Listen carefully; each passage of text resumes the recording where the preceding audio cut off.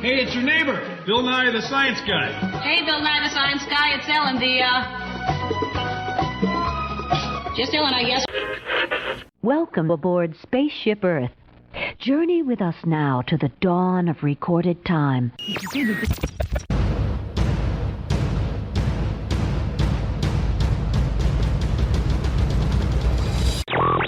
Welcome to a voyage of discovery and awareness of the richness, the diversity, and the often surprising nature of W Radio, your information station. March means a lot of things. Basketball brackets, springtime, and at Walt Disney World, it means the return of the EPCOT International Flower and Garden Festival. And if you've listened to the show before, and I hope that you have, you know I like to do things a little bit differently. Last year, I created a bracket tournament called the Savory 16, where festival dishes went head-to-head until only one was crowned the best of the fest. So this year, we're doing it again, but this time, we're going all in on dessert.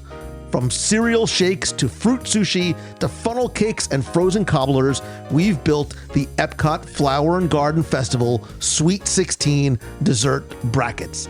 16 sweet treats, one champion. Let's see what survives. Hello, my friend, and welcome to WDW Radio, your guide to the Disney parks and experiences around the world.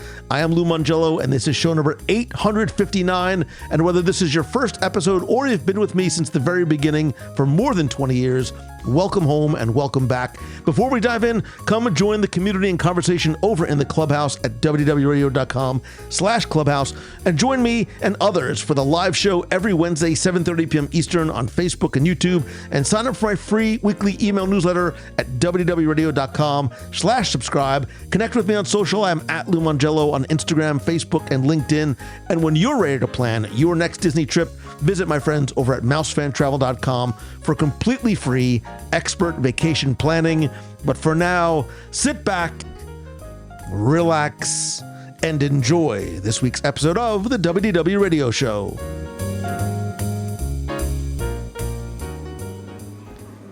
It's March, and you know what that means. Sure, there is madness happening on the college basketball courts right now. There's also a little bit of madness happening right here at Epcot Center because it is EPCOT International Flower and Garden Festival season, which you may or may not know or care, is my favorite festival of the year. I know, I say it for every festival, but this one really, I think this is when Epcot is at its most beautiful. I also think it is, and we're going to find out today, possibly the best selection of cuisine of all of the festival. Now, if you listened to our festival review recap last year, you know we had a lot of fun doing something a little bit different. Instead of talking about our favorite dishes from the festival, our top fives, snack or skip or whatever it might be, we created our own bracket-style tournament, the Savory 16, where 16 dishes went head-to-head, but only one could be crowned best of the fest. And honestly, it was wonderfully chaotic and delicious.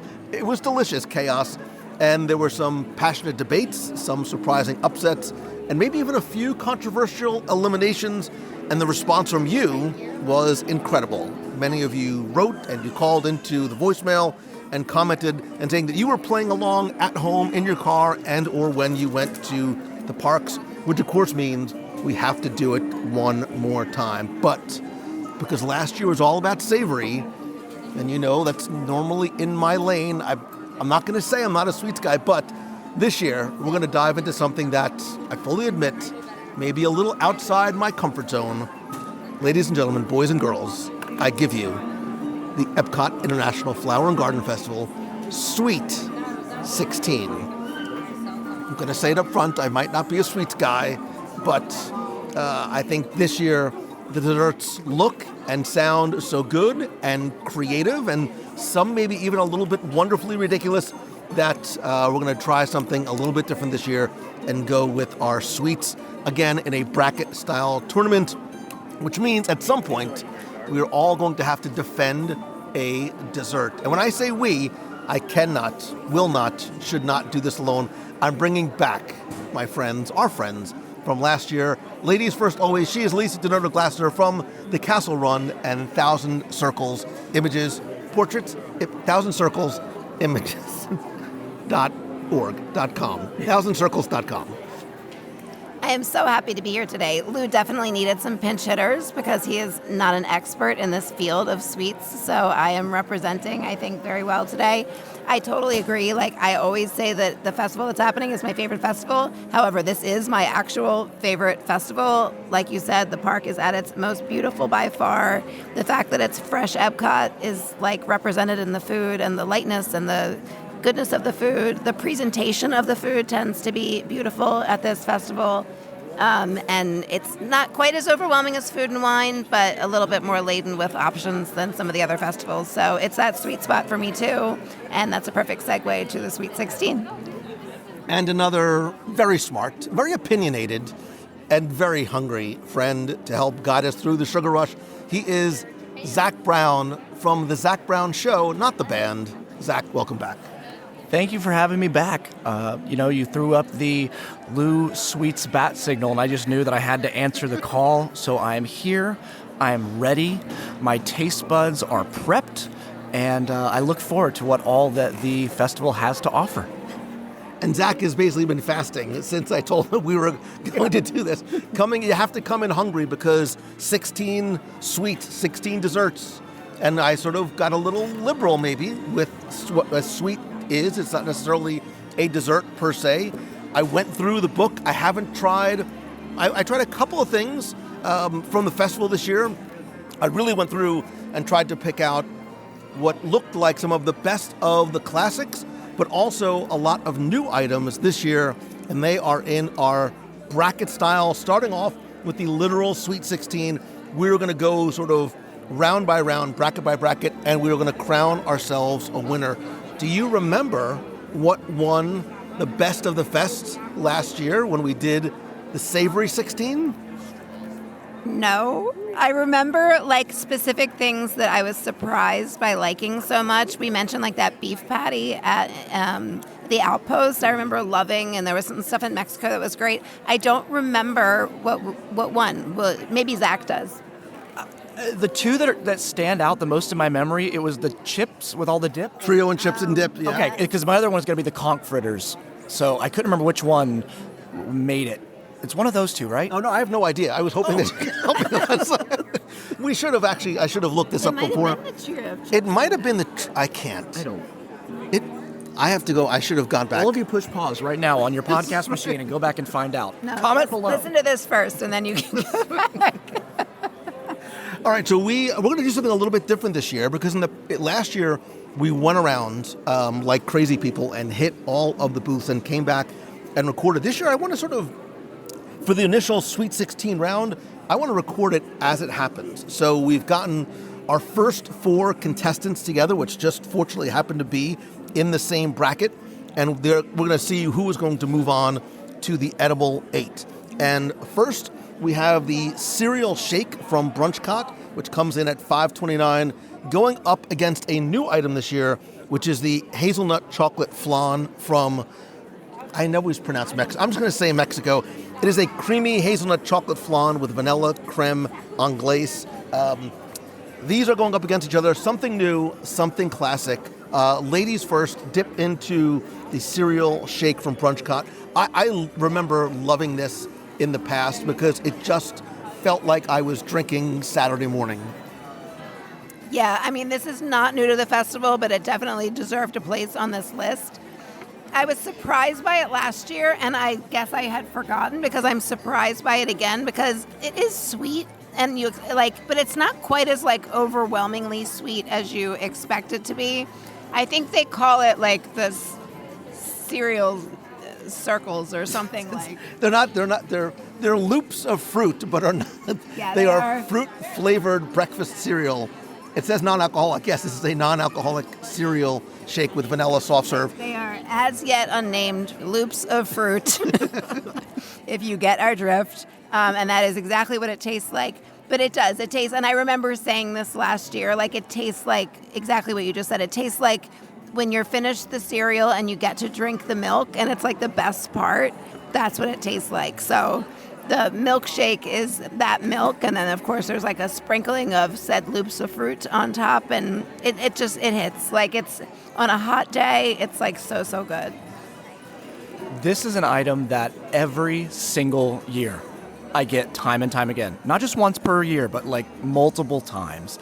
It's always fun to see which color they make it, because at different years it's different colors. I think the crunchiness of the loop of fruits on top just make it really great.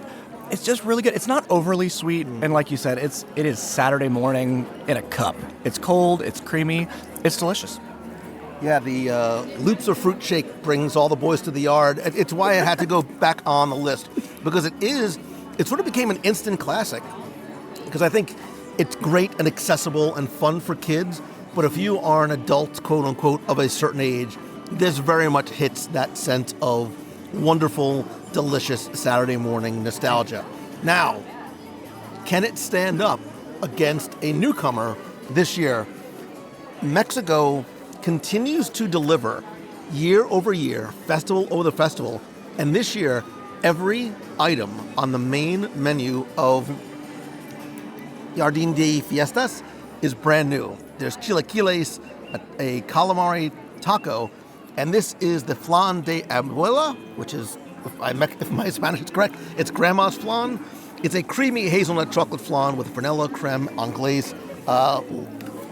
Dig in. And first of all, nice sized portion, right? Nice, dense. I'm not normally a flan person. I have a little bit of PTSD there was a restaurant we used to go to when I was a kid. It was a delicious Spanish restaurant, but the dessert was always flan, and it just was never, from a textural perspective, it was never my thing. But I do like me some hazelnut, and I do love me some chocolate, and Mexico's reputation precedes itself, so weigh in. So it's delicious. This is very tough because it's like they're so different. So I'm not going to go right into comparing the two. But they are very different desserts. I will say that, like, I'm not a huge flan person either, just as something I would choose off a menu. The hazelnut definitely pops, and it's not overwhelmed by the chocolate, which I do like. And the texture is nice. It's creamy. Like you said, it's a good portion. You definitely have to like hazelnut to like this, because the hazelnut is not shy in this. I'm curious to hear what you have to say. So I'm going to say something polarizing. Please do not hate me or unfollow me.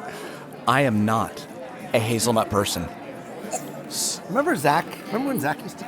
I know. But with that being said, like Lisa said, the hazelnut is very forward, but it's still really good. I would eat this. I don't know if me personally, I would want a whole one, but the texture is nice. It's not overly sweet.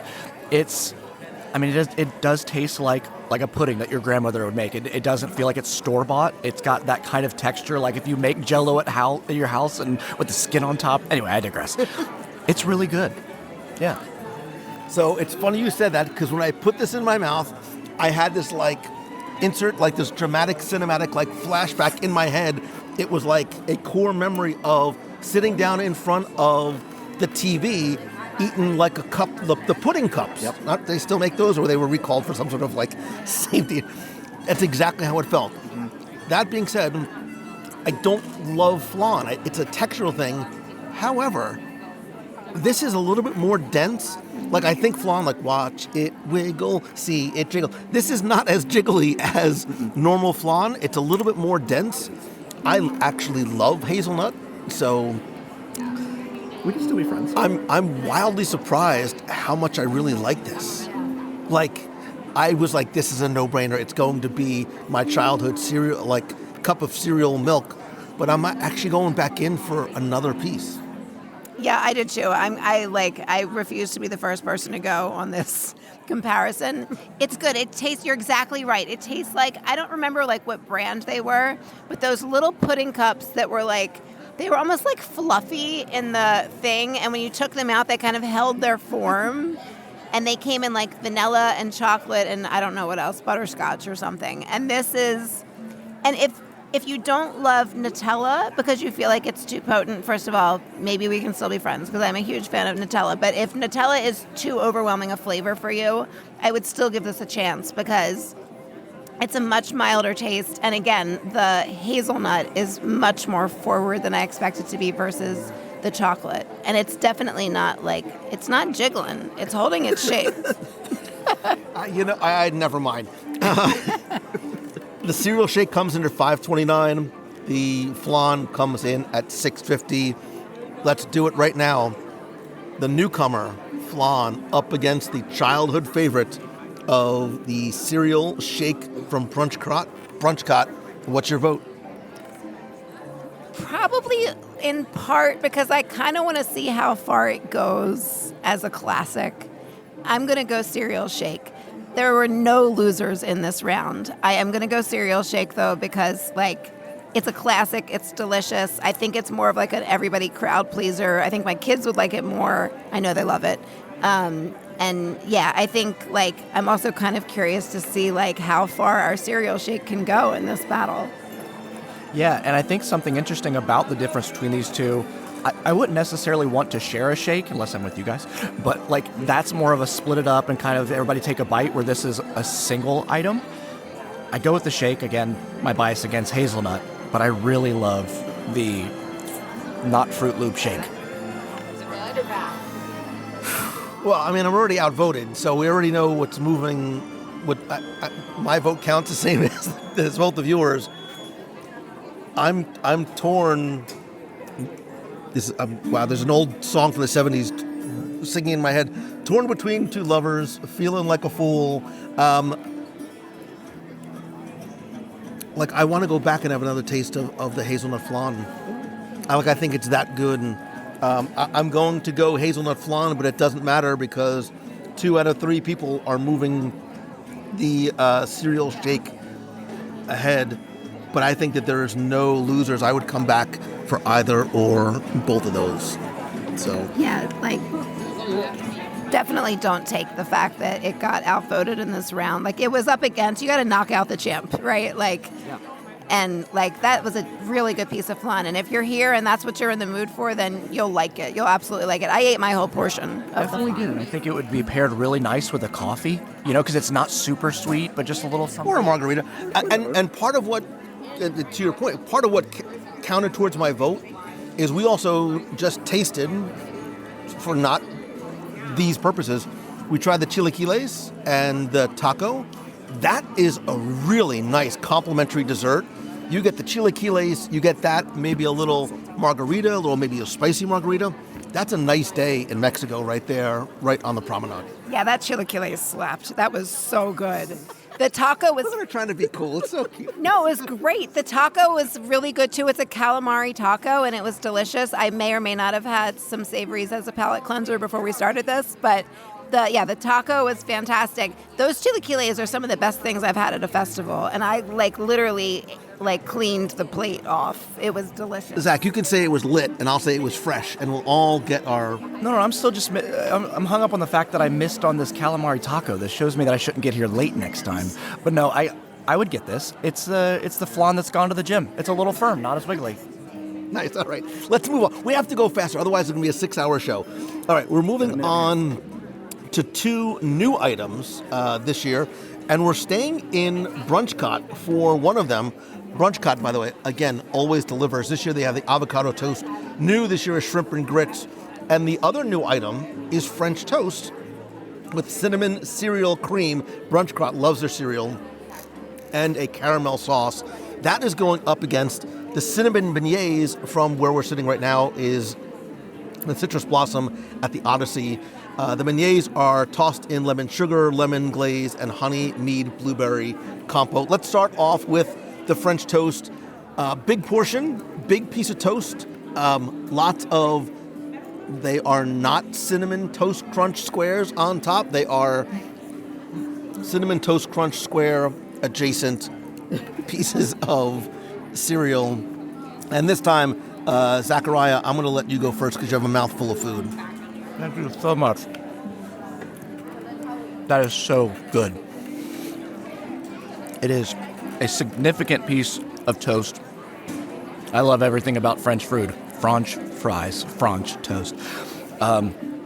It's really good. I think it almost tastes like they've got some Biscoff going on in that situation. I'm happy right now. Yeah. It's delicious. It's sweet. It's it is very, very sweet. I mean, I think 4 people could happily share this big piece of toast. It's a great portion. How much is this? This is also $5.29. Oh, that's a great deal. That's a great deal. It is extremely sweet. But you could eat a quarter of it and go home happy, certainly. I'm curious to see how it compares against these cinnamon beignets that look like they have like a compote with them that might cut the sweetness a little bit more. It'll be another round with no losers, I'm sure. So while I give my opinion, you can actually start on the beignets so you don't talk with food in your mouth. I have a confession to make, not just because it's Lent, but because I have a confession to make. I was here on Wednesday. I did my live show here Wednesday night, and I had to try something from the festival. And while I was still live, I got the French toast. And I know you keep saying that this is a very shareable thing. I'm not a sweets guy. I can't believe I ate the whole thing. I do have one just little caveat to put. We bought this a little while ago. We've been sort of sitting here talking for a while. When you get it, it comes out warm. And the caramel is warm. And they put that little, like creme in the middle. I ate, it was the perfect way to, and all I would have needed was a nice little cup of joe alongside of that. You could have that for breakfast, brunch, lunch, dinner, or in my case, a late night snack. That hit really hard. Again, $5.29. But we're also going to try the cinnamon beignets. It's interesting. There's cinnamon beignets with lemon sugar, lemon glaze, and the honey mead blueberry compote that you can add on top. It comes in a ramekin on the side, also at $5.29. So I'm a little surprised. I expected to like this a little bit more. Again, it's not warm, and it hasn't been sitting for long, so I don't know if that was our fault or user's error, but it's not. The compote is lovely, and it cuts the sweetness really well. When I eat a beignet, I want it to melt in my mouth. Like, it needs to be like fresh out off the fryer or whatever, and then just absolutely melt in my mouth. And I would have expected that to be really lovely, especially with the compote to cut the sweetness. That being said, it tastes fine, but it's not a beignet to me. This doesn't. And it's not like a square beignet or a Mickey-shaped beignet. It's a little. You get 3 rectangular. I'm trying to sort of they're almost sort of like the size of a French toast stick or something. Yeah, but they're thicker than a French toast stick. Like a donut stick that you get like Little Debbie or whatever. So I feel like a compote should be separate from the thing. You should be able to judge the item kind of on its own. Like, without the compote, it should be able to stand up. If they did not serve me the compote, I wouldn't enjoy this. I feel it's fine. It's kind of spongy, not that kind of light fluffy that you necessarily get from your typical beignet. I love blueberries. I think that's nice. I'm just not overly impressed. I wouldn't go back and get this again, but I definitely would go back for the toast. It's wild, man. I'm in love with the French toast, but I was like, oh, this is a little bit of a lighter.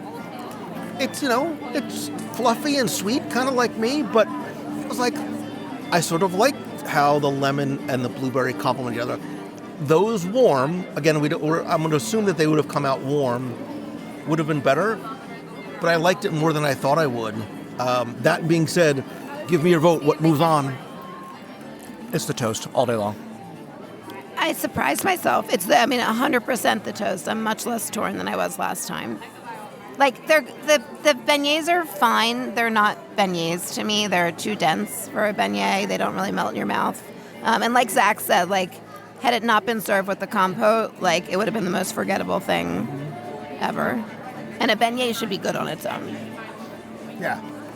I did love, so I love blueberries, so I love the compote.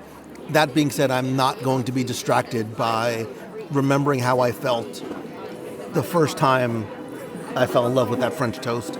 It still hits again today. This was not a one-off thing because I was really hungry on Wednesday night. So by unanimous vote, the French toast is going to move on to the edible 8 round. We too need to sort of get up and waddle our way around the promenade because while we may have gotten a quarter, we've done 4, It's only a quarter. There's miles to go before we sleep. As we make our way around the World Showcase Promenade, next competitors in the bracket of Sweet 16 pits Lan Wan of China versus the Refreshment Outpost hosted by Coca-Cola as you sort of make the bend in what was supposed to be the African corner of World Showcase.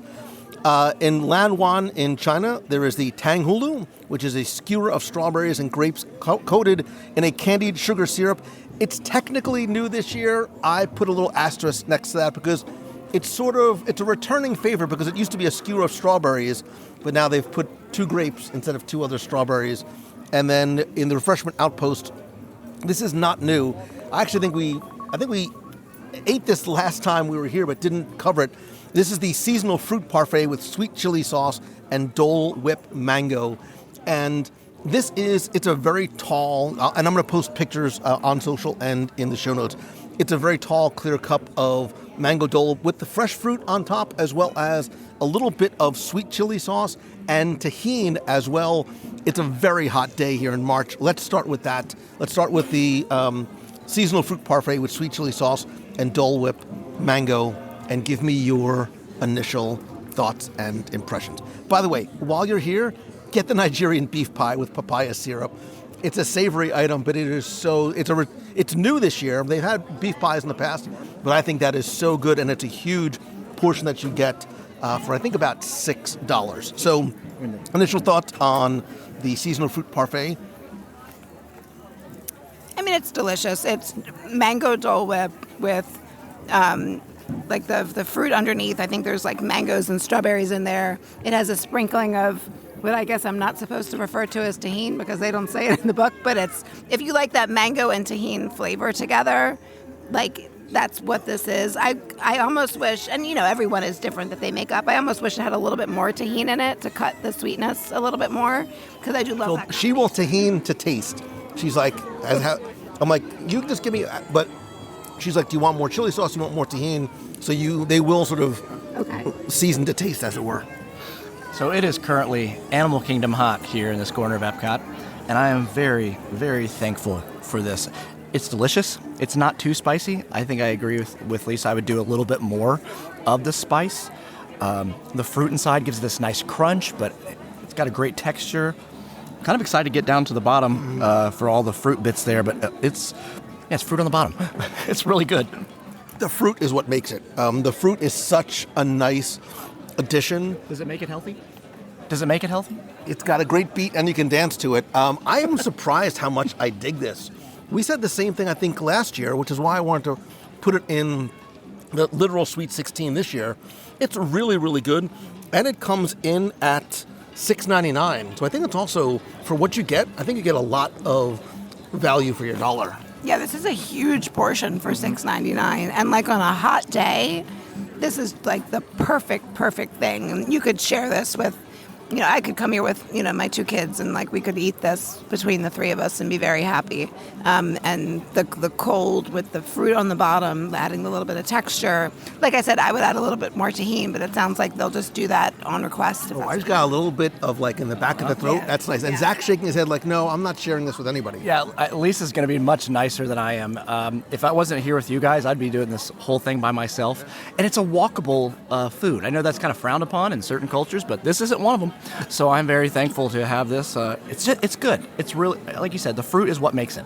And what's wild is we keep going back, as the other people are talking, we keep going back to eat more, even though those strawberries are sitting here with a candied sugar syrup, which might be starting to melt in the sun. So let's move on to the Tang Hulu, which it's very Instagrammable. I'm sure you've probably seen it on your feed, and for good reason. This was really, I think, a popular one in the past, although the grapes are a nice addition. It's also something fun, too. I know, especially for kids and adults to eat. She's rolling her eyes already. She just waved me off like I'm still eating. Are you having a moment or a seizure? Yeah, sorry. Here, Zach, go ahead. I'm kind of scared because it's on a pokey stick, and it looks great. Ooh. It's like a candy apple at the fair. Have you not had this before? No. So I will. Hey, wait, hold this. literally- I need two. I was so sad the couple of years that they did not bring this back. The grapes are supposedly new. I don't remember if it's never had grapes before. Obviously, but the strawberries are a classic. And I will literally make a trip to EPCOT during Flower and Garden specifically for this. Like, it's so good. And Zach's right. It's like a candy apple texture, but instead of it being a hard apple on the inside, it's a soft strawberry. And there's like a very generous, like crispy layer of the sugar that's coating it. And it's a festival favorite for me and always has been. It has a almost like hometown festival type feel food in terms of what it is. You also sort of hear that it's covered in sugar syrup and you think that it's going to be wildly sweet, and it's not at all. It's almost a really nice balance of the organic sweetness of the fruit with a little bit of the sugar on top. Yeah, I agree. It's not too sweet, and the candy around it is so thin. It's not like a really hard piece that you're trying to break through. It's almost like a glaze. It's crunchy, but that's really nice. The strawberry on the inside is very soft. I don't want to say mushy, but it's a really good strawberry. The grapes are nice, and you got to get the balance of the more tart of the green grape and the sweeter of the strawberry. I like that balance. All right, so now make your choice. Oh, me. This is hard. I don't want to be first. I mean, my heart says this Dole Whip, but I really like. I'm loving the. I can get a Dole Whip all the time, So I think as far as festival goes and a reason to come, I like the skewer. But can you get a Dole Whip in this flavor with the fruit and the tahini and the chili? I mean, that's fine. You do what you think is right. I'm gonna go ahead. I'm not gonna let anybody tell me it one way or the other. I'm just gonna pick the skewer, and I live with that decision. Yeah, so the Dole Whip is delicious. It definitely gets points for like delicious on a hot day. But in all honesty, as delicious as this is and as good as the cold is, if given the choice between this and an extremely ripe mango sprinkled in tahini, I would take the extremely ripe mango sprinkled in tahini. The strawberries to me they are classic EPCOT Flower and Garden Festival. Like, the tartness and the softness of the strawberry coated in this extremely thin layer of sugar is so, so good. I grew up in a household where, like, my mother sprinkled sugar unnecessarily on everything when she was giving it to me. And so, like, when I was served, like, cut up strawberries in my childhood, they always had a thin sprinkling of, like, sugar crunch on them. And it just brings me back to that, but, like, in a more elevated way because it's obviously melted down and dipped. The grapes are a nice addition. Like, I have no hate for the mango and tahini Dole Whip, and I'm sure we will get it again during this festival, but like there's no way the skewer isn't taking this for me. I'm surprised that I think I have like a very clear the strawberries and the grapes are delicious. I would love to almost have it like a little bowl of those on a nice like hot day sitting in the shade, but they're not cold, and I love I hate to use the word, like it's a very overused word, but there is something very refreshing about that. And I love. If it wasn't for the fruit, I don't know if it would have won. But I think for value, for size, for shareability, for the fruit, for that little bit of heat and sweet and spicy and tahini, the fruit parfait, the seasonal fruit parfait with the mango Dole Whip is a clear winner and is going to move on in this round. She's still eating it. I chose the skewer, and I'm sitting here like eating the parfait. So clearly there's no losers here. I've given my vote, but as I'm looking, I feel like, am I allowed to change my vote? Because I'm just watching, going, I do want to go back. Okay, there's my thing. I would go back to the Dole Whip. I don't know if I'd go back to the thing now that I'm thinking about it. So, all right, sweep the leg. Okay, I'm at peace with that. If we want to go with, the strawberries will be my favorite forever. But like this is new. This is a little newer. And also what you brought up about Mexico being sort of like the whole menu draws you in, like the Nigerian meat pie. Is that what it's called? The Nigerian beef pie with papaya syrup.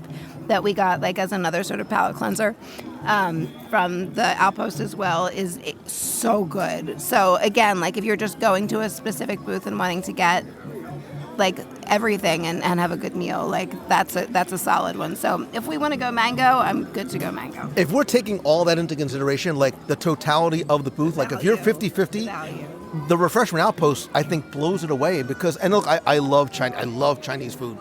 And they have cheesy crab wontons, the cha-cha beef bao bun, the pan-fried vegetable dumplings, and the tanghulu, as well as a bubble tea and a number of different drinks. But I think Refreshment Outpost may be sort of the hidden gem in the corner. You've got the beef pie, the fruit parfait, or you could just get tangerine or Dole Whip mango in a waffle cone, which is nice. But there's also an ice cream float. You can get tangerine soft serve and Barks red cream soda.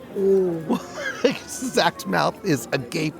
There's also a honeysuckle hopped wheat ale, a spicy watermelon hard cider, which would probably also be very nice too. A number of other drinks. There's also an alcoholic passion fruit dragon slush with 5 H's at the end, which means it's super slushy, I guess.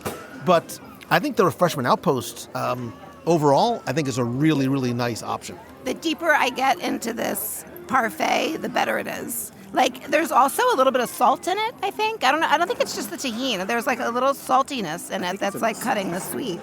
Yeah, it's the more I eat of this thing, which I am continuing to do, the better it is. Yeah, I'm good to flip it to the mango. Absolutely. Just keep in mind that there's still 10 more items that we have to get through. So you do what you think is right. The seasonal fruit parfait was when the committee was making up the bracket. It almost did not make the cut. I'm very happy that it did. You're welcome. Well, no, I had the waffle cone mango in there, and she's like, "No, I want to have the parfait." So that was my least. That was good. I liked that. All right, we need to keep moving and eating forward.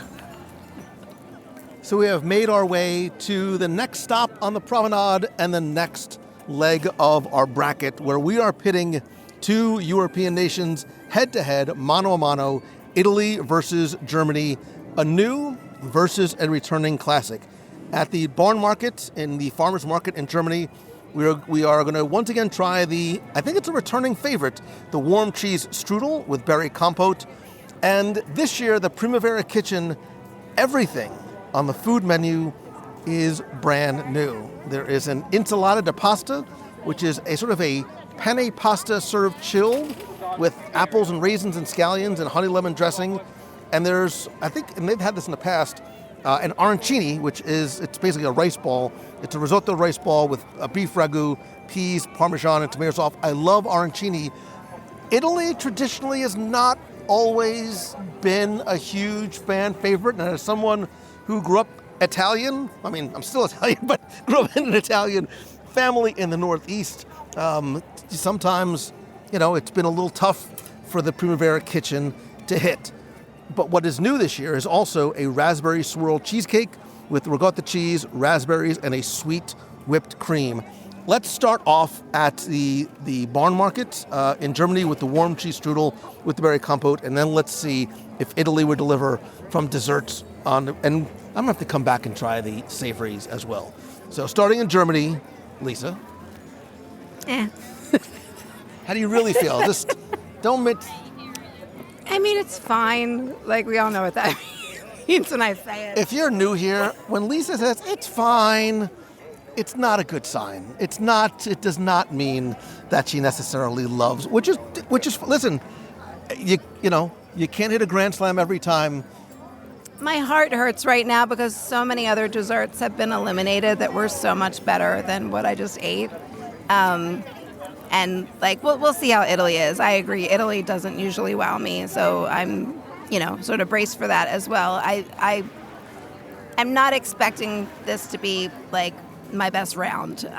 But no, I didn't even have that much to say about it. Like the cheese is kind of just there. The compote isn't particularly sweet or particularly tart. It's just kind of there.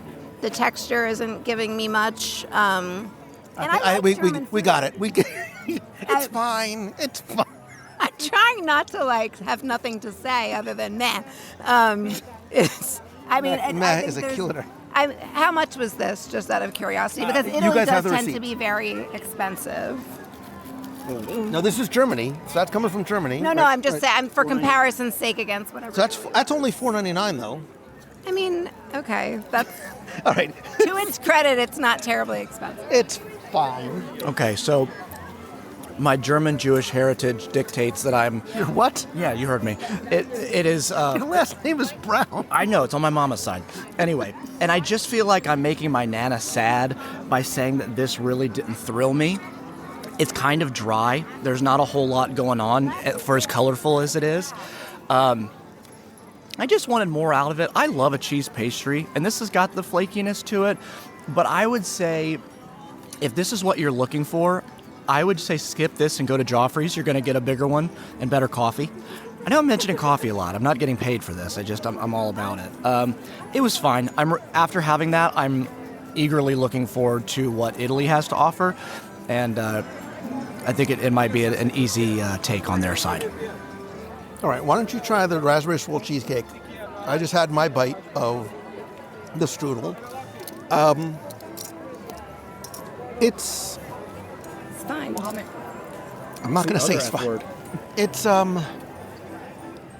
it has a great, the flavor is very nice, but it's not. I'm not wowed by it, and maybe it's a safe strudel. It's not super sweet. As I look at the menu for Germany, I think I'd be more excited about the potato pancakes and the toasted pretzel bread with Black Forest ham and melted cheese. I would go there before I would get the strudel with berry compote. That being said, I'm going to nervously try the raspberry swirl cheesecake and hope that Italy can finally deliver on the promise of. I'm watching the facial gestures of the two of you. Good. The raspberry swirl cheesecake from Italy? It's very light. It's very fluffy, whipped. When you think of a cheesecake, I think of a really dense, thick, heavy dessert. This is very light. It's creamy. I like it much better than the representative from Germany. Again, it's fine, but out of these two, I like that one. It's nice. Yeah, I agree completely. It's light. It has the ricotta in it, which is nice. The raspberry cuts the sweetness a little bit. It's solid. To be fair, it's 80, 100 degrees outside, and we're eating strudel and cheesecake, and that's probably why I don't gravitate to Germany and Italy at these festivals generally, and why they don't tend to be favorites for me this time of year, because they're just heavier foods to eat this time of year. That said, between the two, not to give away the end, but between the two, I think the cheesecake is the easy win, even though I've had better things today that weren't winners. I overheard Zach say something about a Joffrey's coffee, and all I kept thinking about is, if I was to have a cup of coffee, which would I pair one of these with? Because I think a coffee would make the strudel better. I think the coffee would also make the cheesecake better. It would almost, tangentially, it's almost kind of like an affogato situation. If I had just a shot of espresso. I'm pointing to the Italy pavilion. I know, they're with me, unless that's where you want to go next, and I'm all for it. But I would go to Joffrey's, get that, come get this, and then I think that would really be the move. So the cheesecake is the winner here for me out of the two. Again, I think if it also, contextually, if it was not 500 degrees outside, they would both taste better. It's just one of those very warm Mondays in EPCOT. It's no Junior's cheesecake. If you're from the Northeast, you're from the New York, New Jersey area, you know what I'm talking about. But I think it's a very serviceable cheesecake. It's better. It's way better than I expected it to be, honestly. Because in the past, traditionally, the Italy desserts have not really hit very well. But I think we're all in. Am I correct? Yeah. Italy is going to move forward. Ding dong. Yeah, absolutely. And for what it's worth, I just ran over and checked. It's $5.50. Okay. So, versus the $5 for the strudel, it's a small portion, but obviously it's cheesecake, so it's rich. But Italy tends to run very high cost-wise, and I think the two savory dishes look like they were about $7.50, which is better than usual, I think, for Italy. And then this is $5.50, which is reasonable. I mean, it's small, but it's rich. You know who you just made very happy? No, not my grandma, who's looking down going, what? You moved ahead the cheesecake? The parfait from the Outpost just got very excited because they're going up against the cheesecake in the next round. So they're already shooting threes. I will offer my advanced congratulations to the parfait. All right, we need to keep on moving. We still have, I think, 8 more to go. We're at sort of the halfway point. Let's keep going. So we have now made our way to the center of the World Showcase Promenade, where we have a battle, USA versus Japan, both of which I love for different reasons, culinary and otherwise.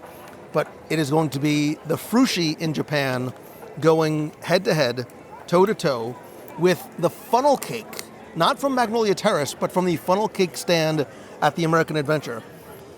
The Banana Foster funnel cake is new this year. It has funnel cake with banana chocolate chip ice cream, powdered sugar topped with whipped cream, rum caramel sauce, and a banana cinnamon sugar dusting.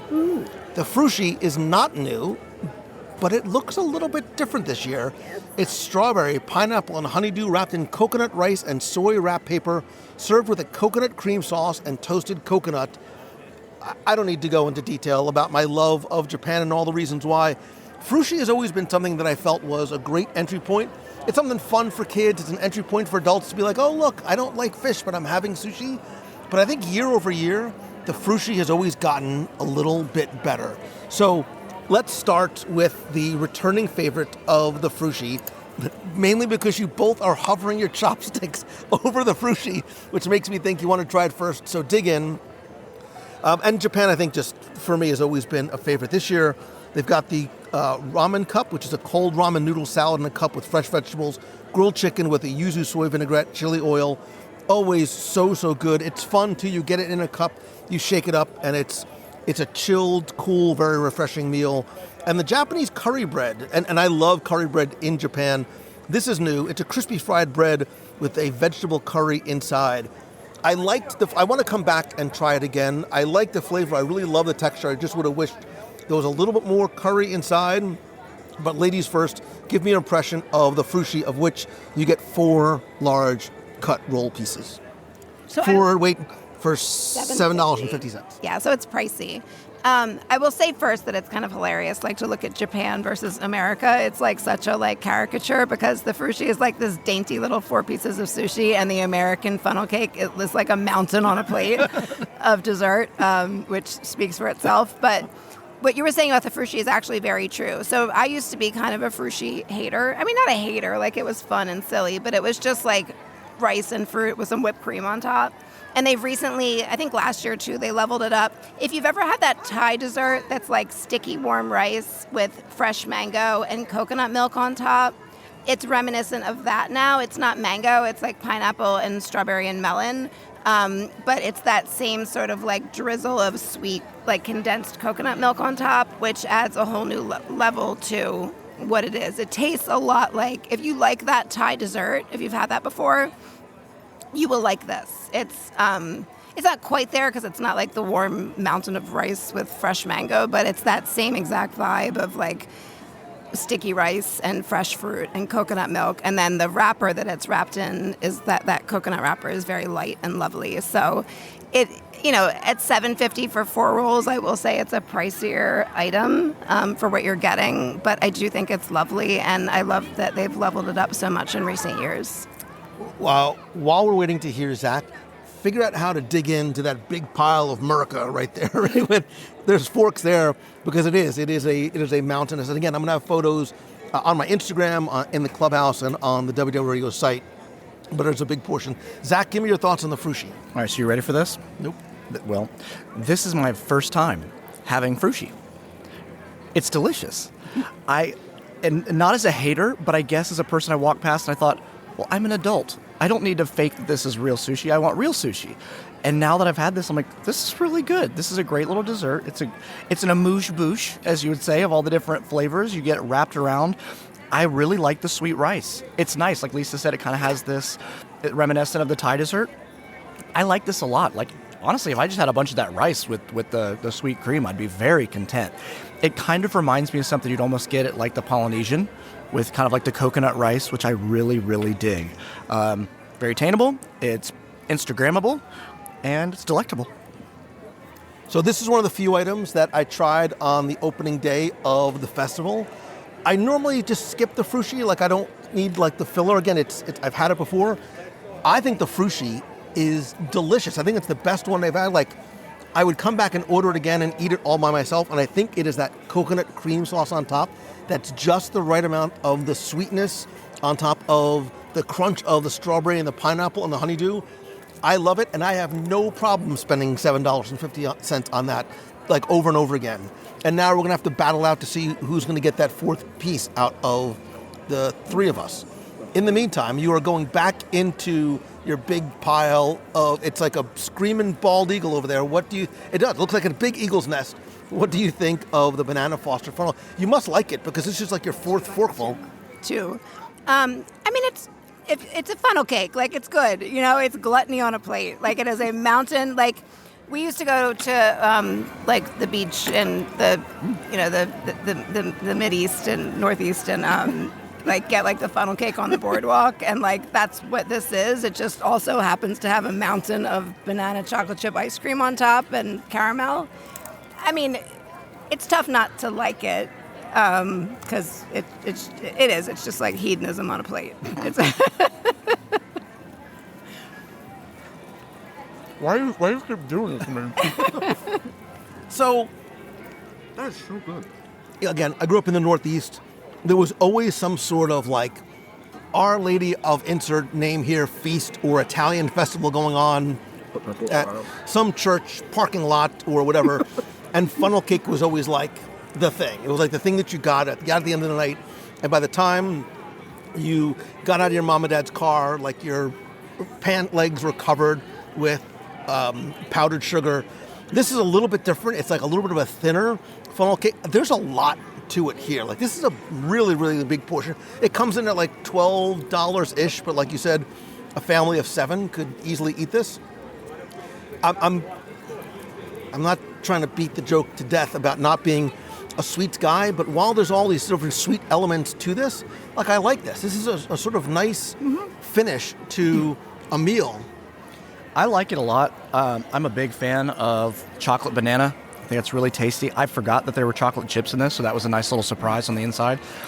It's so hard to eat.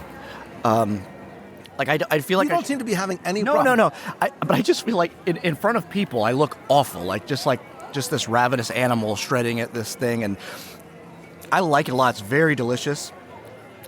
Would get again, but I would want to definitely share it. I don't think I would want the whole thing. So Don't hold it back for a second. now, which one do you pick? Is it Frushi or is it the Banana Foster America funnel cake? So while maybe short of the whipped cream on top, which I think is like just excessive beyond excessive, like, I like all of the elements of the funnel cake. Like, you know, Disney Cruise Line banana ice cream day, I'm always a very excited person.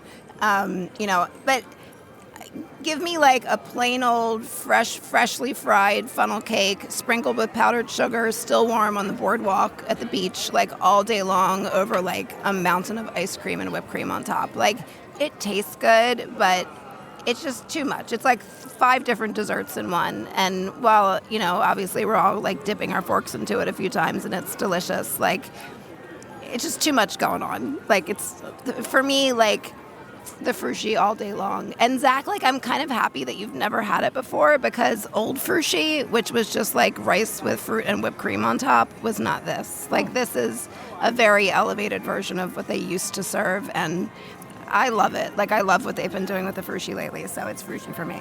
I guess good things come to those that wait. I'm going to go with Frushi. It's just, like Lisa said, all the elements of the funnel cake is lovely, or are lovely, excuse me. But it's a whole lot. It's kind of an ordeal. It's a big event, and the Frushi is just easy. Again, like kind of other things that I've mentioned, it's a walkable food that I could just kind of pop and go. Had we not all been sharing and being lovely and delicate, I would not use chopsticks and just popped in with my fingers. So my vote is frushi. It is a clean sweep. This was pretty simple for me. As much as I like the funnel cake, again, it sort of also touched on the childhood nostalgia. I just think the fushi is so very well leveled up. It's super accessible. Again, it's also a nice complement. You get the frushi and the curry bread and the ramen cup, and then whether you either get the strawberry lemonade with the popping strawberry boba, non-alcoholic, or the plum wine, or the sakura sake, or the lavender lemonade, which is a constant fan favorite here. I think Japan once again wins like 5.5 out of 5 for Japan, and frushi is moving on to the edible 8 as we move on down the promenade to see and eat what's next. Who's going to eat the last piece of frushi? You have it because you've never had it. God, you have it, Zach. Even though you're eating with a fork. Who brought him?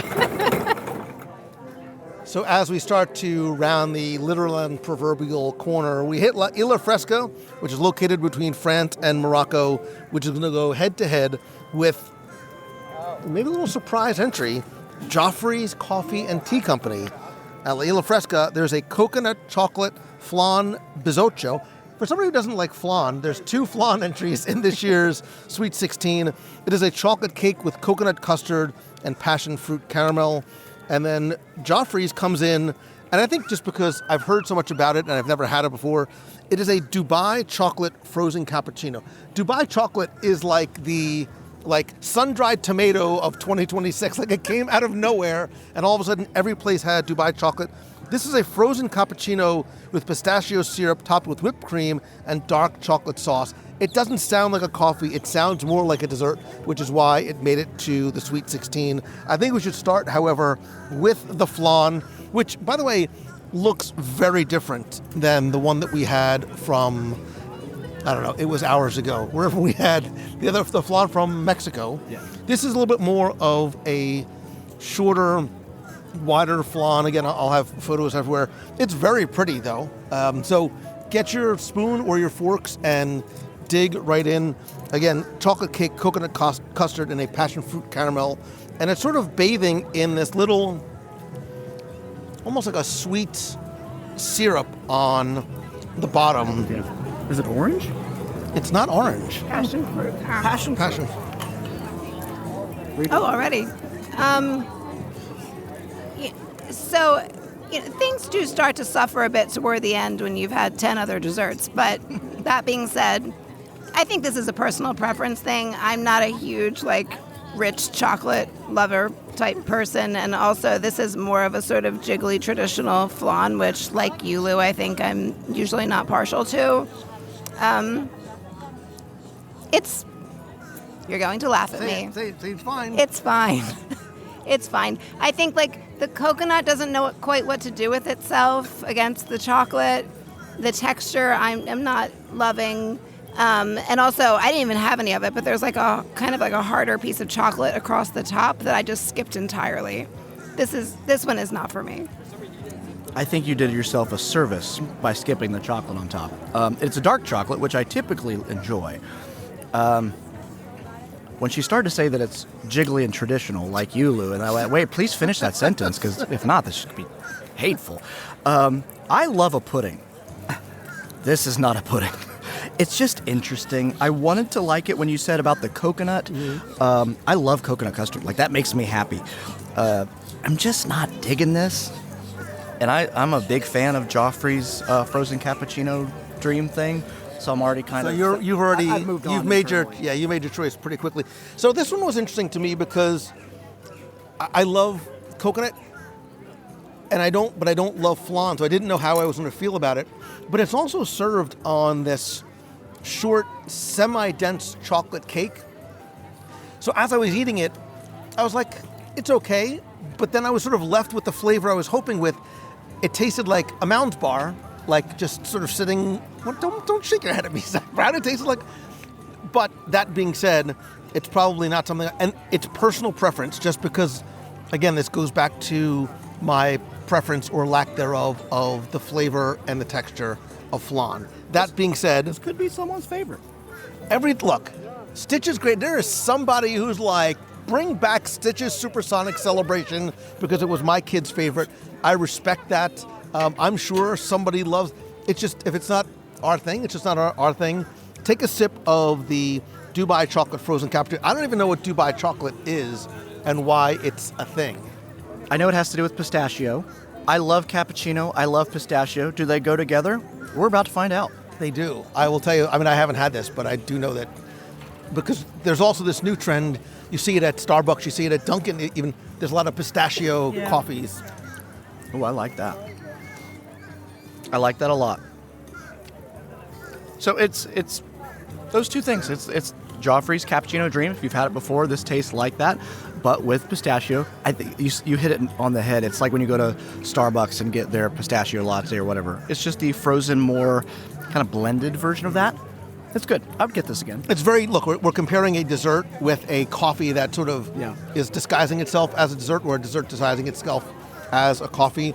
But I think, are we all in agreement? Yeah, this flan has devolved past fine in its aftertaste with me. Like, I am not a fan. It's somebody's favorite. It's not mine. The drink, I mean, if you like a Starbucks sweet coffee drink, you know, this is for you. One of my very favorite drinks on the Destiny, the cruise that we were just on at Merida's, was a pistachio coffee. I loved it, and it kind of is a little bit reminiscent of that, but much, much sweeter, of course. Yeah, I mean, I don't know that I'd drink the whole thing. It's pretty darn sweet, but it's tasty, and it certainly outperforms the flan. Yeah, I'm all about it. I like this a lot. Yeah, I do too. And the Dubai chocolate, I think, came in at, I think it was $5.99, $6.99, somewhere around there. I was worried about the crunchy bits, but I realized it's ice. And I do like the dark chocolate sauce too. So yeah, the Dubai chocolate frozen cappuccino, clear winner. Moving on, as we're coming down to our last few of the Sweet 16, and then the tough decisions have to be made. Okay, we are down. You've been troopers, by the way. It's been hot. It has been a walk around the promenade, but we are down to our final, not the final four, but our final four of this round of Sweet 16. And we are going to start at Beach Grub, which is located in between Imagination and World Showcase, with the new orange cream bar. Thank you. It's the Flight of the Bumblebee in the background. It's got a vanilla bean orange mousse covered in a chocolate shell with marshmallow meringue, and that is going up against the frozen peach cobbler from the Honey Bistro, which I've really come to love over the last few years. It's a frozen peach cobbler. It's non-alcoholic, although you can get it with alcohol, which is blueberry vodka and streusel on top. So let's start off with the orange cream bar, which is new, which looks like if the ice cream man was coming by your house, you would get that, but it's sort of dipped in this marshmallow meringue on top. So I think we're all friends and family here. Just take a bite and it looks, you had a little, too bad we're not doing video, you had a nice little marshmallow pull there at the very end. And then give me your thoughts. It's very messy. So it reminds me, it's better than I thought it would. It's actually very good. It reminds me of either, you know, when you get like an orange rind, like a candied orange rind dipped in dark chocolate, or those like at Christmas time, those like oranges that you break apart that are like chocolatey orange. It's that flavor, but like the consistency of it. What's on the, is it like a mousse or something? So it's a vanilla bean orange mousse on the inside. So it's actually not, I don't think it's cold like ice cream. It's like a mousse it's on a popsicle stick, so you expect it to be a popsicle, but it's not frozen. It's like a mousse on the inside. So it's like those things that I've described, but like a much lighter version of it. And actually it's silly to say that marshmallow cuts the sweetness, but I think the marshmallow cuts the sweetness. I like that. I like that a lot more than I expected to. That's delicious. I agree. I was expecting full-on dreamsicle, but the chocolate gives it a whole other flavor that I wasn't anticipating just by looking at it. It's nice.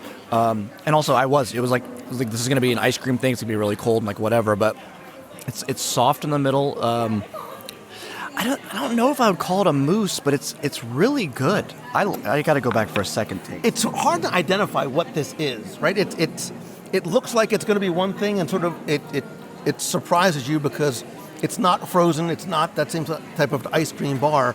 It's sort of positioned in that shape. It does remind me of like the holidays and those chocolate-covered oranges, but obviously texturally very, very different. This is going to go up against, however, let's bring on the challenger. This goes up against the frozen peach cobbler from the Honey Bistro with streusel, which is sort of like part drink, part like frozen ice cream, but the streusel on top, I think, is really what makes this one. This is a returning favorite. First thoughts? It's really nice. I mean, it is a drink, so it's a little bit different. It's like a peach. I think it's more drinky now because I had to walk in the 112-degree heat to get us here together. It definitely comes frozen, almost more ice creamish than drinkish. Again, it's very light. It's very like creamy, peachy. It's cold, obviously, which is nice today, and it does have the little bit of crumble of streusel on top to give it a little bit more of an interesting texture. It's lovely. I think these are both lovely. Yeah, I like the crumbles. I think that's, without it, it would just kind of be just uninteresting. But by having the, pie crust cobbler crumbles, it feels like something that you would make at home on like a Sunday afternoon in the summer. It's really good. I would kind of hope for maybe some chunks of peaches or something just to have that. But other than that, it's really good. Yeah, the pie crust sort of crumbles, like you said, is really what makes it. Yeah. Which one moves forward for you? So again, they're both lovely, and it kind of just depends what you're in the mood for. But like just for like overall inventiveness and like interesting flavor and just something that deserves, I think, to go forward, I'm super still like very happily surprised by the orange cream bar. I was expecting something completely different. I was braced for chocolate because we've had a lot of sugar today, and I'm just kind of past that point. But that was lovely, and I think that they're both really, really nice. I would get either of them again, but I think that orange cream bar deserves to go forward. I agree. It surprised me in a pleasant way. Between the two things, I think there's a lot more going on with the bar than there is the shake or whatever this thing is. I just think the flavor profile and the different things, and I like the meringue. It's not like they just put like jet puff on there. Like they definitely made this, and it's like Lisa said, it's not the sweet that you're expecting. It was good. I like that. So, I admittedly, I'm not a big marshmallow guy. I'm not a big orange cream guy. So, and we also need to be fair to all of these. We are at the end of a very long, very filling, very, very, very sweet day. It's not just the desserts, it's the company as well. All that being said, I am going to sort of go, not against, my vote would be cast for the frozen peach cobbler. Like if I came back, I would get frozen peach cobbler all day over that. Again, it's just a personal preference. I have a feeling that the orange cream bar over at Beach Grub is going to do very, very well and be very popular with a lot of guests. And Beach Grub, and both Yacht and Beach Grub usually have a lot of good things. There's a seafood bake at Beach Grub, along with the sweet grilled street corn on the cob, and they also have a strawberry basil lemonade. So this is sort of a nice accompaniment to that. I do have to just give quick credit. We loved it last time. We didn't get anything from Yacht Grub, but man, that trio of dips and chips is, if I wasn't so full, I'd be going back for more. All right, so the cream bar is going to move ahead to the edible 8, and we are down to the last two, and that is going to be where we're sitting inside of Communicore Hall. There is the blueberry crumble cake from Farmer's Feast. It has a blueberry lemon zest soft serve and blueberry compote. You guys can start digging into that. And that is going to go up against a new pavilion and a new entry, obviously, the coconut panna cotta with a cherry gelée and matcha crumb topped with a citrus coulis plant-based meringue and flour confetti. Again, the crumble cake is a returning favorite from the feast from last year. I love blueberry, so I'm really looking forward to this one. But Zach? It's really good. The blueberry ice cream I could have on its own and be very happy. The bar on its own, I would be very happy. So to get them both, and what did they come in? It's like less than $5, I think. $4.79. This is the value. I was just going to say, out of everything we've had, I think this is so far the greatest value because you're getting 2 desserts in one, and both of them could stand on their own and make me very happy. The fact that they're giving me both, I am a really and be super. It is really happy guy. It is the least expensive item we've tried all day, and from portion size too, maybe the most shareable. Yes. Yeah, it's a really, really nice portion size. We've had a lot of compotes today. This compote, they did not all come out of the same tub because this is so much better. I mean, not that any of the other ones weren't good, but this one, like, just the blueberry is so flavor forward in it. It's really, really wonderful. There's, the ice cream in it, and then the lemon zest, I think, cuts the sweetness just the right amount. The texture's really, really nice, but it just packs like such a fruit, like punch of blueberry. It's like the best blueberry pie. It's really, really good. I think sometimes a lot of places you'll go to and they do the whole blueberry lemon thing, and you take a bite and the lemon is so in your face. This balances it really nicely. And I know this sounds very highfalutin or whatever, but it's genuinely a really nice mix of flavors that you can taste everything individually. It's delicious. So start off, take a taste of the coconut panna cotta, because I will say, of all of the berries, blue may be my favorite. I love blueberry pie. I love a good blueberry cheesecake. I love remember like the Boathouse had that incredible blueberry crumble like dessert. I like just blueberry. This is fantastic. Like you said, individually and then collectively, it's really, really well done. It's not overly sweet. It's super shareable. That coconut panna cotta is it's got a long way to go right out of the gate for me to beat even at the end of a long day, this one's really, really strong for me. Now, I will say first, the coconut panna cotta is served in this sort of like tall, almost like a shot glass. It looks like a little terrarium. It's beautiful. Yeah. Like presentation-wise, it may be the prettiest of all the items that we've had today. Oh, far and away, it's the prettiest. Like, and it's prettier also than that. We didn't get it today because it's a return thing, and it's sort of more just Instagrammable than anything. That little terrarium that they have elsewhere. But this, it's like a stemless champagne flute that has like the sort of light colored panna cotta and the layer of the cherry jelly. There's like a matcha crumble on top, and there's actual little edible flowers sort of sprinkled across the top. There's also a little citrus cookie that's stuck in it that I'm not getting much citrus from, but it is pretty. Easily, far and away, the prettiest thing that we've had today. It's good. I mean, if it wasn't, I won't say much at this point, but if it wasn't up against the blueberry, I think it would stand a lot stronger. It's lovely. The cherry is, if you like a tart cherry, you'll really, really like this. I think, and the matcha, it's interesting. It adds like an interesting, not earthy, but almost earthy like texture and flavor to it. But Lou, you try it. Here, take this. Thank you. I think it's good. I think the matcha gets a little lost in the cherry because the cherry is so strong. It's good. The little cookie, the citrus cookie that you give you almost kind of reminds me. Do you remember those lemon cookies you'd get at McDonald's? Mm-hmm. It kind of reminds me of that a little, but not as strong in flavor. I agree with Lisa in that this is delicious. It's beautiful. It just feels like it so belongs at this festival, but going up against what that bowl over there with all the blueberries holds, and for that price, it's hard to stand up against. It's almost unfair for these to be paired right away. It's still good. I encourage you to come get it at the festival. You won't be disappointed. It's beautiful and it's delicious, and I'm really happy that I got to enjoy it. So I think you're right. These are two very, very different desserts. I think it's beautiful. It's very subtle. And there is an earthiness, obviously, to the matcha. Again, my love of berries definitely swings more towards the blue than the cherry side. I do think this would, again, over at Nectar, which is over by the land, the food items are a tuna poke bowl, and then there is a plant-based poke bowl. Ooh.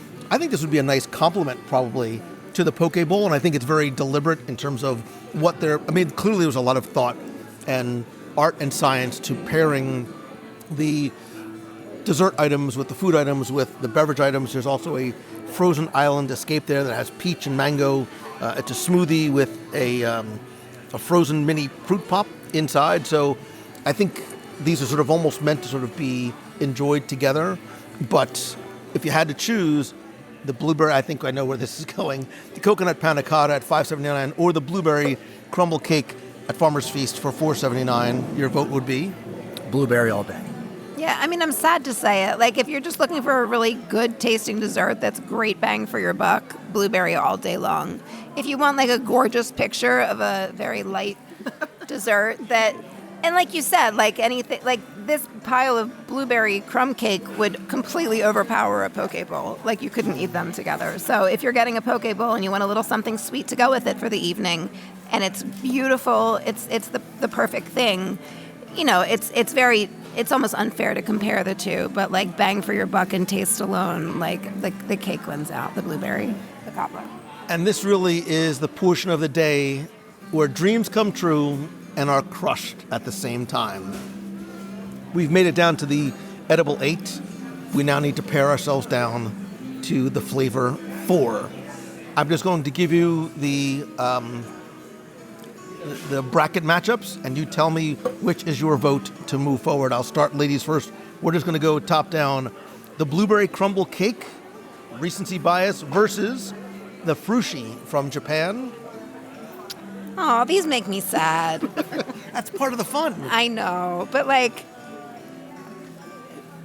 I mean, you have to go with your heart, right? It's the blueberry for me, I think, is the winner. Why do you hate Japan? I love Japan. That's why this breaks my heart. The frushi is delicious. I think it reminds me of one of my favorite desserts in the world, that like Thai, like sticky rice with mango and coconut milk. But, you know, for $7.50 for 4 little pieces versus that mountain of blueberry cobbler that's absolutely delicious and you could share with 2 or 3 people, you know, and just sheer taste alone, I think the blueberry wins out. But with a firm nod to frushi. New frushi, not old frushi. Sounds to me like Lisa doesn't love Japan. I'm just saying, go ahead. Oh, goodness. Send your emails too. No, I think on its own, flavor-wise, the blueberry holds against the frushi, the blueberry against the frushi. But then you also have quantity and you have price. This is an incredible flavor, value, and diversity because you have like the crumble cake and ice cream. It's an and. So that is my vote, 100%. I see that one going far. Yeah, I mean, again, and for blueberry to be so strong as literally the last thing that we tasted too, I think speaks volume. Like, we're so full and we've had so much, and you know, our palates are sort of been inundated with so many different sweets. For it to still remain so strong, I think it speaks volume. All credit to frushi. Again, really, I think being leveled up over past years, but I'm going to have to go with you and move blueberry to the flavor 4. We have an interfamilial battle coming up next, because in the edible 8, the cereal shake from EPCOT is going up against its new little baby brother, the French toast, also from EPCOT. Which of the two, the French toast or the fruit cereal shake, moves forward? Ladies first. Oh, this is tough. Again, with a firm nod to the beloved cereal shake, which is so lovely and shareable and like family friendly and all the things. The French toast it's new, it's an incredible value, it's a huge amount of food. You know, it's not a beverage, which has it going for it for me. It's very, very sweet. I wouldn't necessarily myself eat the whole thing, but if I was here with a couple of other people or one other person and had it to share, I think that's the winner for me, the French toast. Okay, so I'm really struggling here. But if I was to step out of familiarity and knowing the Fruit Loop shake over and over and over, I'm thinking about like if I was here with like my family and having these 2 items, I think the French toast, the one that I would like go to my mom and be like, you have to try this. Like, this is so good. I think that's my vote. I'm so torn. I'm thankful that in real life I don't have to choose, but for the sake of this, I think I'm going to go French toast. You know, some people will argue there's no such thing as love at first sight. However, the French toast took a little piece of my heart the first time we met, and then today it reaffirmed that love that we share. I do have the same nostalgic sentiment and affinity for the fruit cereal shake, but French toast, as I expected the first time I tried it, you are moving on to the flavor 4. I just only want to try it now warm. Like actually as... And hungry. Right, coming back warm and hungry. And... As Walt intended. and not being so warm outside. I think this second half of the Edible 8 is going to be very, very interesting. Quickly tell me, we have the orange cream bar, which we just had, versus the Dubai chocolate frozen cappuccino from Joffrey's. They're so radically different. Again, it's part of the fun. Fun, difficult, whatever. I think because we're here at the festival, I'm going to go with the bar because I can essentially get that shake, drink, coffee, whatever, any other time of the year. Not the pistachio thing, I get it. But this is very, very unique. That's redundant. It's unique to this festival. It's got a lot going on. It's much better than I anticipated. I'm going to go with the creamsicle. I'm surprising myself not picking a coffee. This doesn't seem fair because you either tie break or you get just voted out every time. Would you like me to go next? Yes, you go next. You go next. Because it's no fun if every time your vote doesn't count. Yeah, I guess it might. Well, I want to be as objective as I can. Because I think I enjoyed the Dubai chocolate frozen cappuccino more than I did the orange cream bar. But I honestly think that the orange cream bar, again, we are judging the best of the fest. I think the orange cream bar is a better, more interesting, and unique option. So I'm going to go with the orange cream bar. And I'm going to wholeheartedly agree. So it sweeps that. The Dubai, I mean, it's fine. I'm not a huge, Frappuccino person anyway. It's just like a big cup of sugar for me, and I'm not a huge chocolate person. So it's an easier bet for me. And the orange cream bar was one of the biggest surprises to me, especially this late in the game when I'm, so sugared out. It was so different than what I expected. I was kind of dreading biting into it, to be perfectly honest, and I was very pleasantly surprised. The Dubai drink, I mean, it was good, but it's not that different from, what I could get at Starbucks. So, orange cream bar all the way. The orange cream bar moves on, and to fill out the final flavor 4. Remember how I said that when one decision was made, another participant was probably cheering, and that's because the raspberry swirl cheesecake from Italy is going to go up against the seasonal fruit parfait with sweet chili sauce and mango Dole Whip from the Refreshment Outpost. Do I even need to poll the committee? I'm opening the envelope, and the envelope says parfait. Yeah, I think of John Mulaney asking the question, do you want to have a great productive day or do you just want to lay on the floor moaning? I'm definitely, it is the parfait all the way.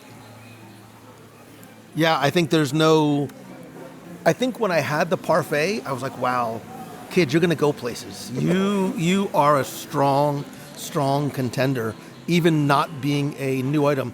Again, I'll give Italy credit where it's due, because I think Italy has struggled for a long time. I think it was better than things that we've had from Italy in the past, but it does not move on to the flavor 4, where the blueberry crumble cake is going to go up against the French toast, and the aforementioned parfait is going to go up against the orange cream bar.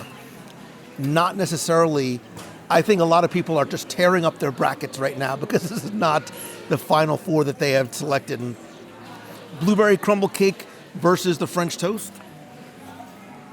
I mean, for me, it's the blueberry crumble cake. It's like, I like a fruit dessert, and it's everything about it was good. And one thing that Zach said that like stuck out at me is that like sometimes when you have a blueberry lemon dessert, the lemon overpowers.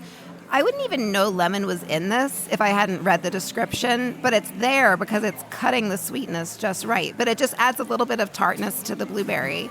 Bang for your buck, like all the things. So French toast is a good bang for your buck too, and it was good, and I know Lou, you loved it, and I did too. It was really good. But for me, between the two, it's the blueberry.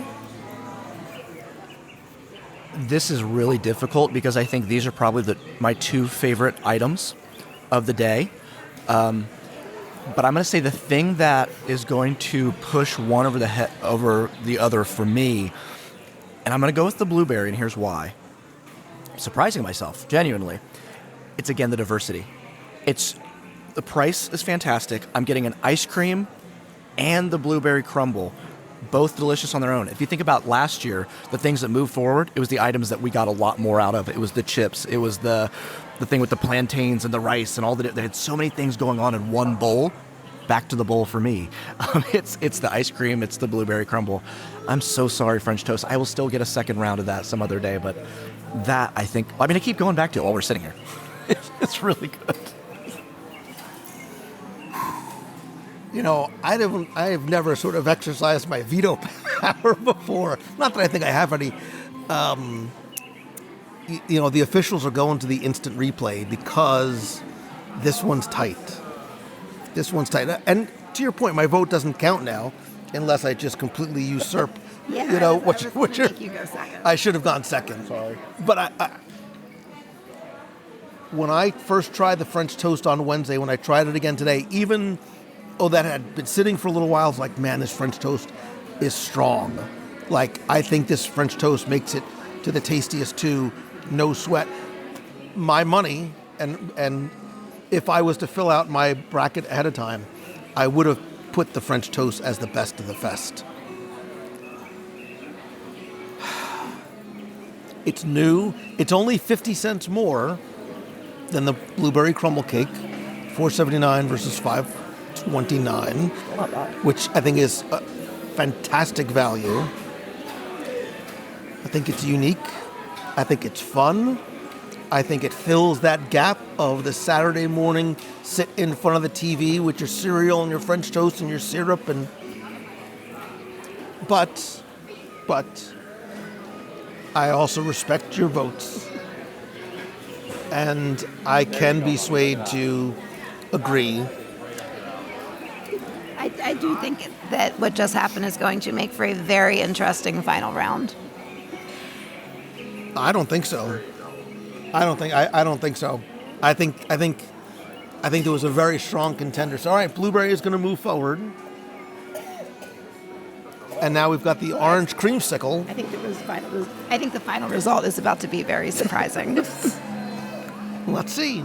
The creamsicle, how does the creamsicle make the flavor for? I have zero idea. It was all how they were paired. It's totally the seating. I think next year another committee will have to come in and rearrange the seatings. But it is the orange creamsicle versus the parfait from the Outpost. I'll go. You know what? I haven't gone first yet. It's not even close. The parfait. By the second half, by the first half being over, it was a rout. It was as if their starting five just didn't even show up. I agree. It's the thing that I enjoyed. And there are very few things that we'd had today that I was like, I would eat that whole thing now, even knowing that we have all the things to do. It was delicious. It was cool, and especially in that hot moment. I really liked it. It was delicious. And the variety of flavors you get with the sweet, the spicy, the kind of smokiness of the syrup or whatever was about it. Yeah. It was simple and complex all at the same time. It was perfect. It was cold on a hot day. It had the heat. It had the salt. It had the fresh fruit on the bottom. Who doesn't love a mango Dole Whip? This was what I meant. I was almost glad that the French toast got eliminated for you because we all loved it. We all agree it's top 2 or 3 in the whole thing. But I am at peace with this because my favorite historical dessert at Flower and Garden, dare I say any EPCOT festival as a dessert, is the sugared strawberries. and the parfait beat out the sugared strawberries. They're just the thing I crave. They're not like objectively the best or most interested, but like for me, But you voted for the parfait. I was swayed in that one. And you were right, because I was using my past bias, and objectively, the parfait, for all the reasons I just described, was the better dessert. It was. But I was very sad that my sugared strawberries got knocked out in the first round, and now to see the parfait, like, carry it through to the end, like, I'm at peace. I'm at peace with the final. Like, I'm shocked at what just happened. And I'm just going to throw out there, The Vegas odds makers are just reeling at this point. the parfait may or may not have been on the original list, if you recall, when we were sitting going through this, and we added it.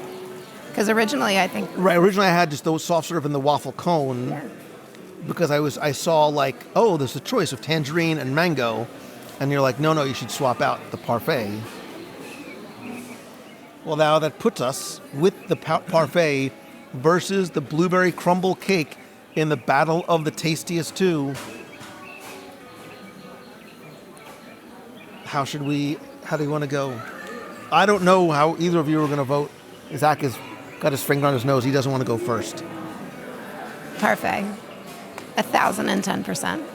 Without question. It's a lot of percentage. I know what's going to happen here. I know exactly. No, you go second.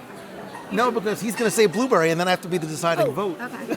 Am I going to say blueberry? Oh, I don't know. Are you? You have to, so he has to make the decision. No. Be fair. Go with what you really feel. I'm going to say blueberry. It's so good.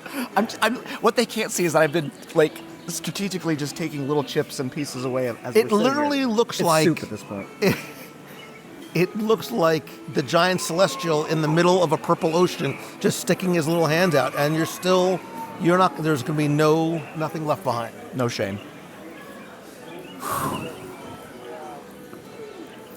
So, interesting that the final two are both fruit-based items. The blueberry versus the fruit parfait. They're healthy. They're both healthy by our definition. They both include like whole pieces of whole fruit, which I think is lovely. Parents, it's also nice for just, right, so you can feel like you're eating something somewhat healthy-ish. I'm stalling for time because I can easily be swayed one over the other. It almost depends on like what mood are you in. They all do. A lot of them do. A lot. Angsty? No, but like, do you want something just like cool and refreshing and... It's 84 degrees out. Which one are you going? Well, look, it's not going to be 84 degrees again until next February because summer is here, clearly. But but that blueberry is so comfortable and comforting. It brings up different emotions. Stop staring at me. You guys are freaking me out, man.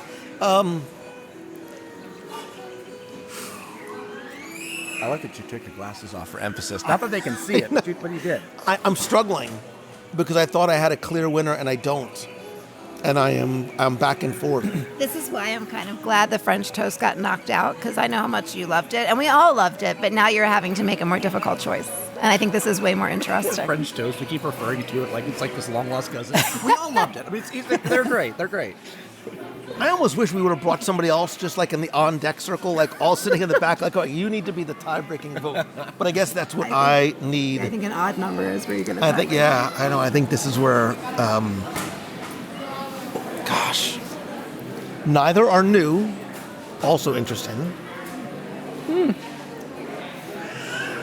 I feel, I'm clearly thinking out loud. I almost feel like the blueberry feels more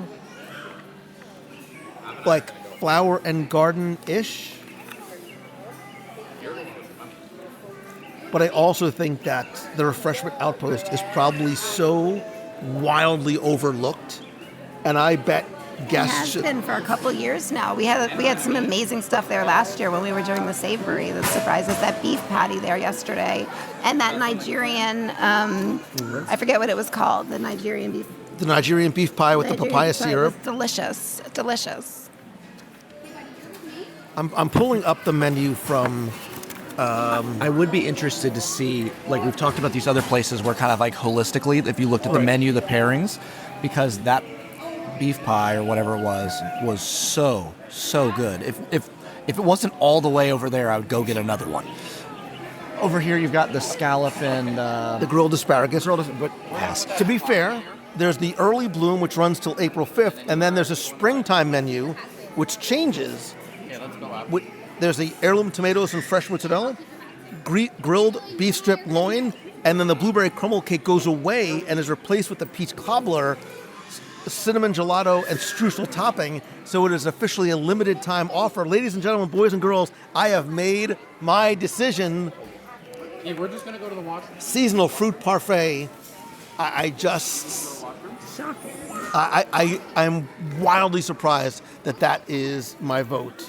But I just think for flavor, for value, pairing it with the beef pie and even some of the other items at the refreshment outpost, the ice cream, I want to go back and get the ice cream float with the tangerine soft serve and the red cream soda. I've never even heard of any of those words before.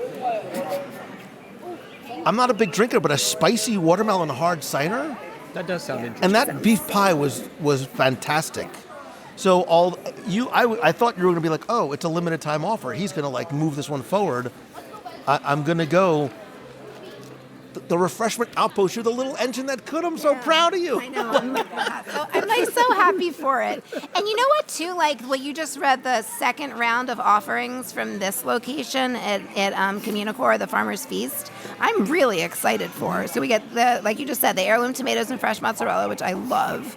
The grilled beef strip loin, I'm super excited for. And I love a good peach cobbler. So I think this had a great showing today, and I'm super excited for like round 2 of what this location has. Something else that contributed to it too is the fact that you can get the parfait with the sweet chili sauce, with the tahini, with the Dole Whip mango, but you can also get it just soft serve in a waffle cone, the mango or the tangerine.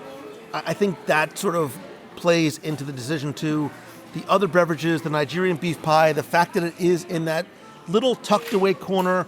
Africa never got its pavilion. This is your time to shine. Stand up, take a bow. You are crowned the best of the fest.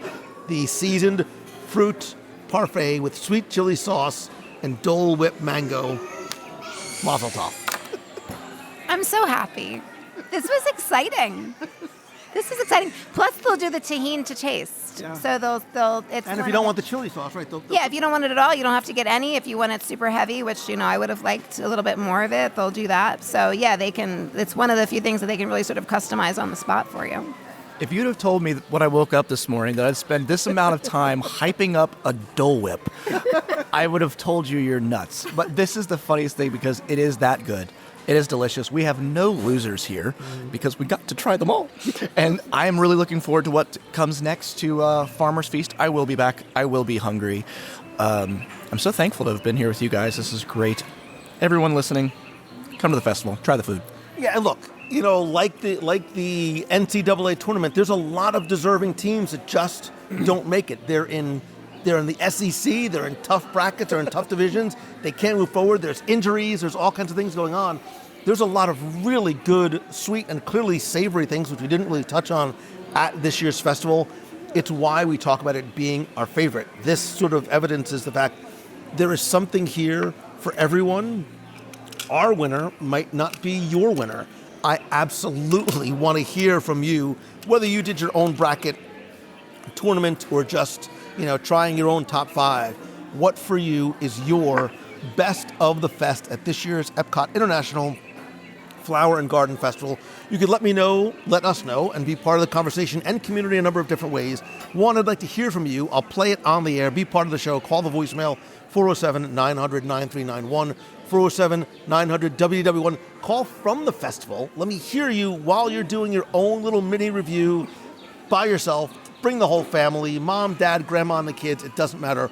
Or come over to the clubhouse at www.radio.com/clubhouse. We will start a thread there about our favorites from this year's festival.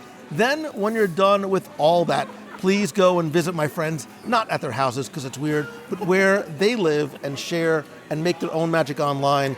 Shameless plug time, go. You can find me in two places. You can find me at thousandcircles.com, where you can sign up for an email every morning where you get a little daily dose of Disney photographer and storytelling direct into your inbox every morning.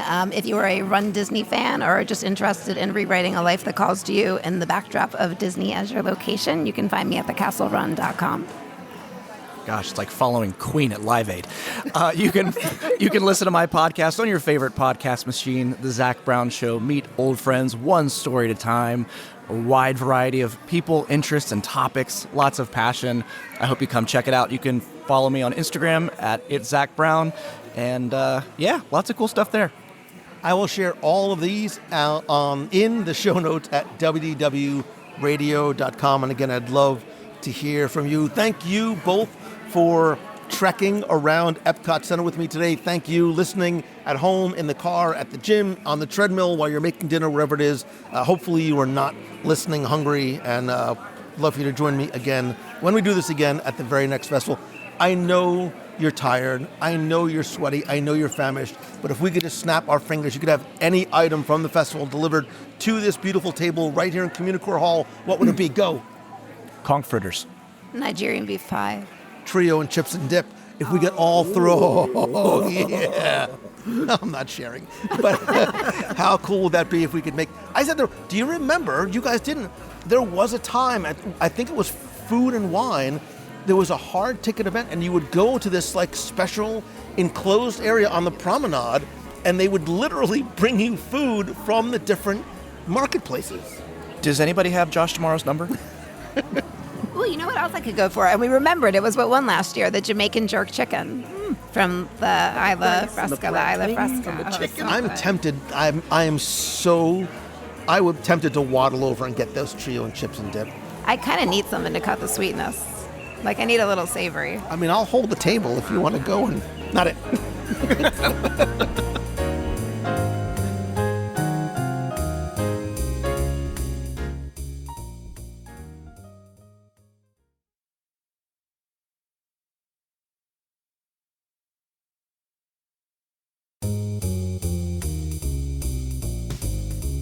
That's going to do it for this week's show. Thank you again, truly, sincerely, for listening, for your time, and being part of this community. I never take that lightly. If this brought you a little bit of magic, maybe a little bit of hunger, please share it with someone who can use a little bit of Disney in their day. Come be part of the community and conversation over in the clubhouse. Join me this and every Wednesday night, and don't forget to leave a voicemail, 407-900-9391, and connect with me on social at Lou Mongello. Quick note, you might have noticed I skipped the trivia contest this week to give you a little bit more time to enter and keep the focus on all of the incredible festival food. Also, I'm going to be heading to Disneyland Paris this week for a sneak peek at Disney Adventure World this Friday, and I'll be sharing live updates while I'm there over on my Instagram at Lou Mongello, so please be sure to connect and follow along. Before I wrap up, quick note, if you are a creator, a podcaster, or entrepreneur, and you've ever actually wondered how to monetize what you're building, I'm hosting a live virtual Momentum Monetization Workshop on Friday, March 20th from 9 a.m. to 12:30 p.m., where I will walk you through the framework that I've used to build my business over the past 20 years. I'm going to teach you the full monetization blueprint, help you build your own roadmap, and we're also going to have a live Q&A so you can ask and get your questions answered. I'm limiting it to just 25 people, and there are only 4 seats left. If you want to learn more, visit LouMongello.com/monetize. And don't forget that if you're looking for a speaker for your event, conference, or business, also visit LouMongello.com. Find out how I can share lessons from the Disney parks on customer service and experience and leadership, and how you can apply those to your business as well. Most importantly, thank you again. Don't forget to be kind, choose the good, set and be an example for others. Have an amazing day and even better tomorrow. So until next time, see ya. Hi, this is Angelique, and I am calling in regards to episode 857 about the top 10 things that are no longer at Walt Disney that you miss. And one of my all-time favorites, I don't consider it an attraction, was Ice Station Cool. It was over by the Coca-Cola building from 1998 to 2005. and an EPCOT area featured an Arctic themed freezing cold entrance tunnel that would take you into the Coca-Cola store. But when you entered into it, it was like an ice cave, and it had a snowcat and some frozen Neanderthals, and had real snow falling. And it was just a nice, refreshing area to go in the parks to get to the Coca-Cola store. And one addition, if you can count an attraction, it's not really an attraction, but you made it one, was the Sum of All Thrills in the Innovations area of Epcot. Our kids would love going into that and designing their own roller coaster for free, and then getting in a contraption to actually ride out what they had invented. And that was something that we miss dearly to this day. Thanks for listening. Have a great day. Hey, Lou, this is Rich from Westfield, New Jersey. I just wanted you to know I really love the latest episode, 857, the top 10 extinct Walt Disney experiences with Tim Foster. It was great to have him back as well. For my 2 cents, the one thing from the episode that struck me and stuck with me was the theme of what you were saying, the tangible and communal side of Disney experiences. For my part, the old Main Street cinema and the shop that was in it that sold Disney movies is what I really lament. I remember going to Disneyland for the first time on my own in California, that like spiritual experience. And I bought The Love Bug on DVD there in their video shop, and I still have it all of these years later. I don't have a lot of DVDs left, but that's so special to me that I took that home. And, there's the artwork, the case, the extras. In those days when you bought a movie and you brought it home with you, it was something you could really just cherish and build a collection around. So it's not like today where you have these movies endlessly streaming in the background on a smart TV. You had to go out of your way to get it, to pop it in. And that's kind of the physical connection that I miss, like with movies, my connection to the movies, kind of like having a record collection. 2 other quickies. There was a wood carving and leather personalization kiosk near the Frontierland Trading Post. I missed that. And honorable mention at Epcot, I don't think they brought them back, but for many years I used to buy boxes of the maple leaf cookies. And one time we showed up on one of our every 2-year trips and they said they stopped selling them. So I'd hope they bring those back. They're like my favorite thing in the world, and that's my favorite pavilion. So anyway, I'm babbling. Really, really loved the episode. Felt motivated to call. And thank you for bringing up those quainter, smaller, tactile experiences, because that's the stuff that I still opine for and I miss. So thanks to Lou and to Timmy for doing a great job with another great episode. See you soon.